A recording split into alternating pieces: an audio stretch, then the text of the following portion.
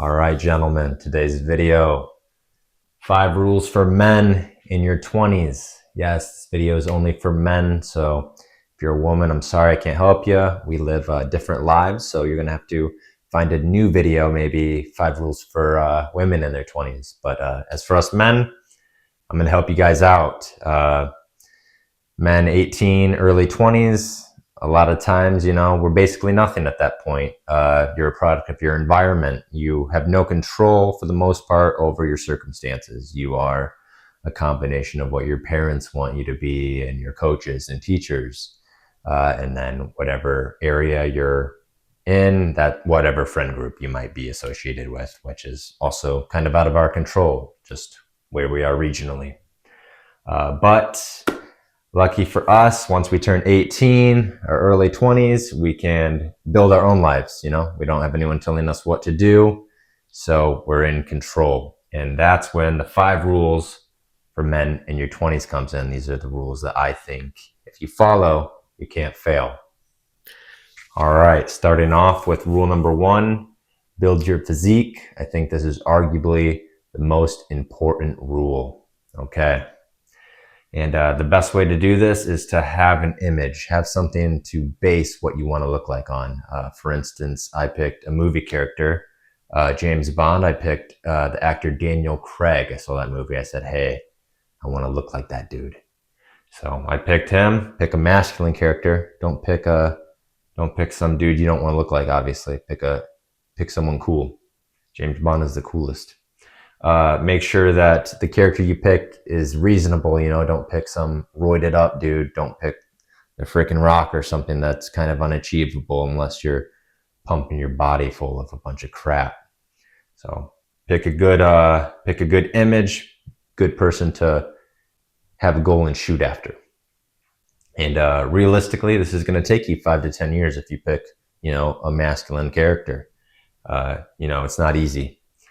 It's going to take 5 to 10 years to reach your genetic potential or close to it. So I'll show you what I was kind of able to achieve in 5 to 10 years of lifting, and you can let me know if you think I got close to Daniel Craig's physique and James Bond. All right, and next is how to achieve this. I would recommend getting a personal trainer. You can get by without one if you just watch YouTube videos and maybe talk to guys in the gym with good physiques that have been doing it a long time. But I got a personal trainer when I was younger, at least starting out I did. This is going to help a few different things. Starting off, injury. If you start lifting incorrectly, good chances you can tear your shoulder, herniate a disc in your back, basically screw up your whole entire life if you go about this wrong, So it's best to get someone that knows what they're doing.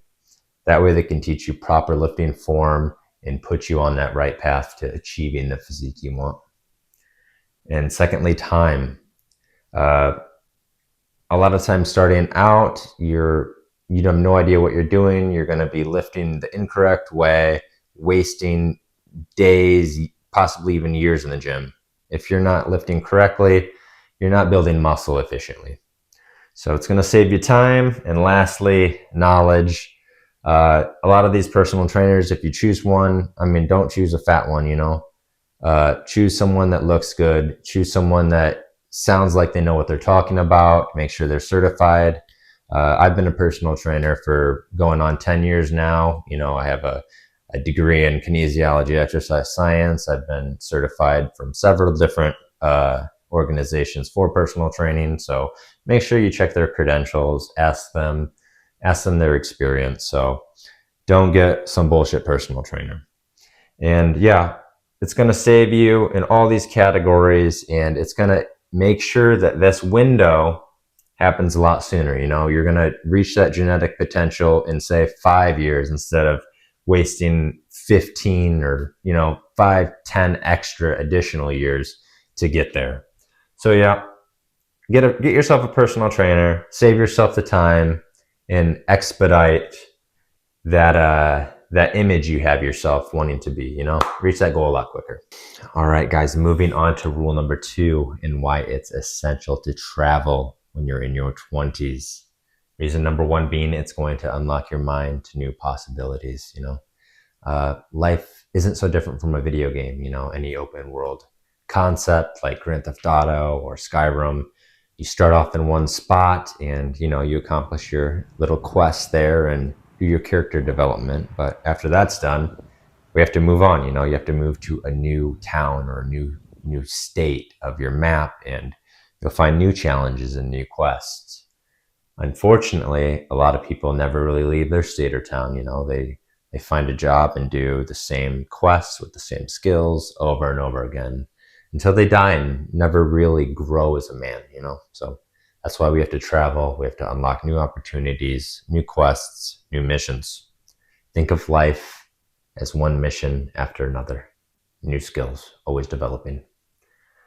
And number 2 being problem solving. You're going to be a better problem solver the more you travel. Essentially, as you grow up, when you're 18, going through grade school, you'll encounter problems, get in trouble, and you normally have someone to bail you out, whether it's your brother, your parents, teachers, friends. Someone's always there to help you. And that doesn't let you grow as an independent person. As a man, we should be able to solve our own problems. Like, sure, you need help every now and then, but for the most part, you should be able to solve these life problems on your own. So when you're solo traveling, like I did, I went to, countless different countries on different continents, including all over Asia, parts of Europe. I encountered problems on the way, and some of these I had to solve on my own, So that gave me more confidence when I come across something that's challenging. I believe I can do it on my own, and that's going to help you grow as a man. So always be a problem solver. Work on your problem solving skills. So traveling will help you increase that. And also new culture. This essentially means it's going to make you a more interesting person. The more cultures you see, the more variety of all life, it's going to make you more interesting, even if it's something as simple as seeing new animals. For example, like if you're just used to seeing like typical house cats and dogs and ground squirrels, now you go over to Asia and you're seeing Komodo dragons walking around, and different lizards, birds, all different types of wildlife, especially in the ocean. Crazy stuff. It's gonna open your mind up. You're gonna see these new things, and it's gonna help you grow as a person, especially when it comes to talking to people that speak different languages, eat different food, have different rituals. You're gonna see all these things, and it's gonna also rub off on you a bit, make you more open to people of different religions or cultures. So yeah, travel, meet these new people, see these new things, and it's going to help you grow as a man. It's going to make you more interesting when someone wants to talk to you, say in a job interview or a first date. You're going to have something that leaves a mark on them, something that makes you memorable to them. It's going to help. And lastly, it's just the fear of being that guy that just never left. Maybe he did really well when he was in high school. He peaked a bit early, and he got a bit too comfortable and just never left. And then you see him at that bar, 10 years later when you go back to visit your parents, and he's balding and he looks like shit, and he's still talking about the old days. You don't want to be that guy. So you get out there, level up, have new experiences, build that resume as a man, build new skills, stuff that makes you interesting. All right, rule number 3 has to do with the largest organ in our body, which is the skin. Skincare. All right, this is important. Make sure you always moisturize every morning when you wake up and every night before you go to bed. Lather up. And I suggest you get a moisturizer or a lotion that contains retinol. This is basically going to help slow down the aging process. It's going to help with acne scarring, wrinkles, fine lines. It's just going to help you keep your youth a little longer. You want to stay in your prime as long as you can, stay youthful. Secondly, sun damage. I know it's really nice to have that tan year round, but Your skin needs a break, I mean, by all means, get that sunlight, get that vitamin D3 to stay healthy, stay happy, but never burn. If you ever burn, you did a little bit too much. Just, you know, take it easy in the sun, a couple hours, then time to put a hat on, cover your face, put a breezy t-shirt on, something breathable, but don't lather up an SPF. That shit will kill you. That's the worst thing you can do for your skin. Uh, and lastly, yeah, just the topic of youth in general. You want to extend your looks as long as you can. The second you start to get wrinkly, you're out of your prime, you're cooked. So yeah, literally you're cooked. But yeah, just stay young as long as you can. Moisturize, take care of your skin. Your skin is your youth, That's how you look. That's how you present yourself. So skincare. All right, guys, moving on to the fourth rule, and it is very important to stay debt free. Having debt is modern day slavery, essentially. So it's best not to be owing anyone anything. You're going to feel way more free at the end of the day. And if you stay debt free, you'll have freedom. All right, so some ways to stay debt free is avoid spending money on things you don't need. One of these being cars. A lot of people in our age bracket, in your 20s, you want to buy a sports car or a lifted truck to kind of boost your ego or make you feel better about yourself, hiding your insecurities. In actuality, you should buy something just reliable, like what I got. I drive a Toyota, gets me to point A to point B. If you really think that you need to have a nice car, just try renting one, rent that sports car for a month and have your fun with it. Because at the end of the day, we get used to everything and we get bored eventually. So have your fun with it for a little bit and then get something actually practical that just gets the job done, And possibly the stupidest thing I've seen is people spending money on designer clothes, especially if they don't have the physique for it. There's nothing more embarrassing than seeing someone with a $200 Versace shirt on and they're just getting brutally frame mogged by someone in a $2 tank top that actually goes to the gym. So bottom line, your physique is your fit.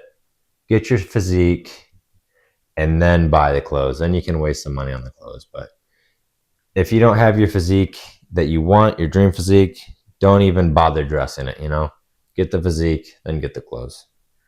And lastly, this one is a bit controversial because you can go about it different ways, and that is mortgage. Essentially, what a mortgage is a cool word for saying long-term loan. Sounds a lot stupider when you put it that way. And that's what it is. A mortgage is a 20 to 30, 40-year loan at times. And all that's going to do is tie you to one location and basically make you a slave to that area. So unless you're buying a developmental property and flipping it or, renting it out to pay for it or make passive income of some sort, it's absolutely idiotic to buy a house in your 20s. You should be developing as a human in your 20s. You should be collecting new skills to make it so that you can make more money as you grow older. So having a mortgage, having a house in your 20s is just going to hold you back. Don't do that. Buy a house when you are older and have a family, or, you want to buy your dream vacation home, or not vacation home, but retirement home where you want to stay forever. Once you've seen all the options and you say, hey, this is where I want to live and enjoy the rest of my life. So yeah, just keep in mind about what you spend your money on and stay free. All right, guys, we got a juicy one for the fifth and final rule as men in your 20s. And that is, women, should we get married as men in our 20s? And the answer is, for 99% of us, absolutely not. This is the worst decision you could ever make. And that is because it's the most important decision. Who you decide to spend the rest of your life with can possibly either make or absolutely destroy your life. So we're briefly going to go into the differences of marriage as a man versus a female in your 20s. And to start off, as a man in your 20s, you're at your absolute lowest value. You know, other men have time to build their physiques. They're stronger than you. They're better looking than you. They get paid more than you, have more experience, job opportunities, everything that holds value as a man. And not to sound sexist or anything, but women live very different lives. And it's quite obvious if you haven't realized this. Women hold most of their value in how they look, their looks. And lucky for them, a lot of them are at their absolute pinnacle when they're 20 years old. You know, they automatically have the skinny waist and the tight ass and perky tits. They have their ideal body right off the start, where men have to, you know, take years to accumulate a masculine physique, whereas women are essentially kind of gifted with it based on their genetics, as long as, you know, they have good genetics and lived a fairly healthy lifestyle. Their job is more to maintain their physique, where men is to build their physique. Moving on, we're going to get into the development of the human brain. And scientists have basically determined that your brain isn't fully developed until the age of 25 years old. So it seems a bit ridiculous to make the most important decision of your life, which is who you're going to be married to, when your brain isn't fully developed. So bare minimum age you should be getting married is 25, and I think that's just a bit immature decision to even make as a man. For a woman, it makes absolute sense.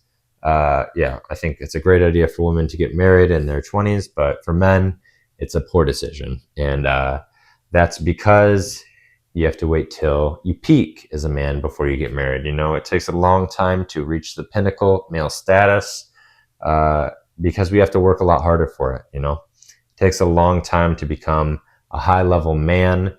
And the higher level you achieve as a man, it's going to open up your market value on the dating market. So the more valuable you become, the better opportunities you have to pick a wife and a girl that you're going to be happy with, you know. Obviously, you know, you can say the whole thing about, oh, it matters all about your personality. And as long as, you know, you love them for who they are, that's all that matters. Let's be completely honest here, fellas. You can find a hot girl with a good personality as well. And the higher you are in that tier as a man, the hotter chicks you're going to be available to you. And you just got to pick one with a good personality, because there's hot girls with personalities too, you know. So that's the 5 rules for men in your 20s. It's the end of the video. Guys, like, subscribe.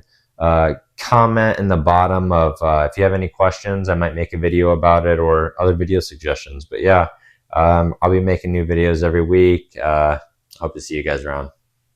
Peace.